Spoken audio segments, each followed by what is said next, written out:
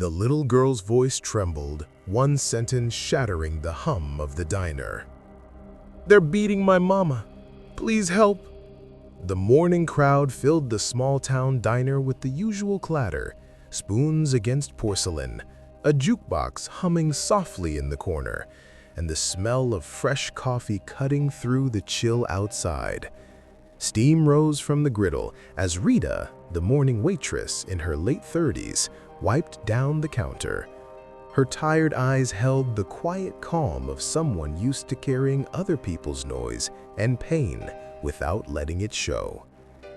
She noticed the little girl before anyone else did, barefoot, shivering, maybe 7 or 8, her oversized hoodie damp from the rain. Rita's heart clenched. The child stood frozen near the entrance, staring at the floor as if she'd walked miles but didn't know what to say next. A few customers glanced her way, curious but silent. When Rita crouched to meet her eyes, the girl finally whispered, voice barely audible, shaking, "Please, they're beating my mama." The diner's warmth suddenly felt cold. Forks paused mid-air. Rita's hand trembled on the counter, the world narrowing to one terrified child. Rita's stomach dropped as the girl's words echoed through the diner. "They're beating my mama." The few customers nearby looked away, pretending not to hear. No one wanted to get involved. But Rita's instincts wouldn't let her stay still. She knelt lower, gently holding the child's trembling hands. "Sweetheart, what's your name?" Lila, the girl stammered, eyes darting to the window. "They locked her in our house, Uncle Ray and his friends. She told me to run." Rita swallowed hard. The name hit her like a ghost from the past.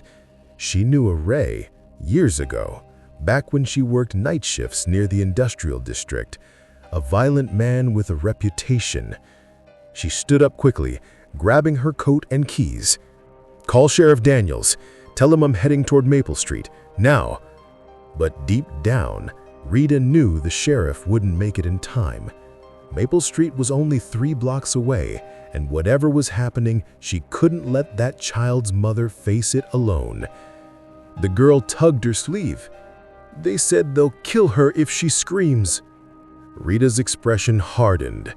The calm waitress was gone. What remained was someone colder, steadier. If you love our stories and want to help us be seen, subscribe to Hidden Struggles. Rita turned away, fading into the storm. Just another waitress to the world, but to one little girl, she'd become a guardian angel. The next morning, the diner was quiet again. Rain-washed sunlight spilled through the windows, and the smell of fresh coffee filled the air. Rita moved between tables with her usual calm grace, the same way she had before the storm.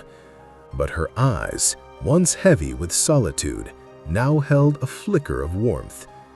Little Lila sat at the counter, swinging her legs, a shy smile replacing the fear from last night.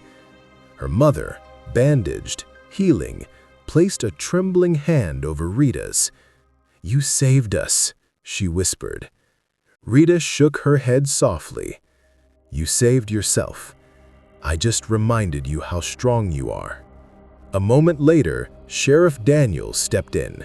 He didn't ask questions. He simply nodded at Rita with quiet respect, the kind a man gives to someone who's seen battle before. She returned the nod, and that was enough. As the morning crowd trickled in, laughter began to fill the diner once more.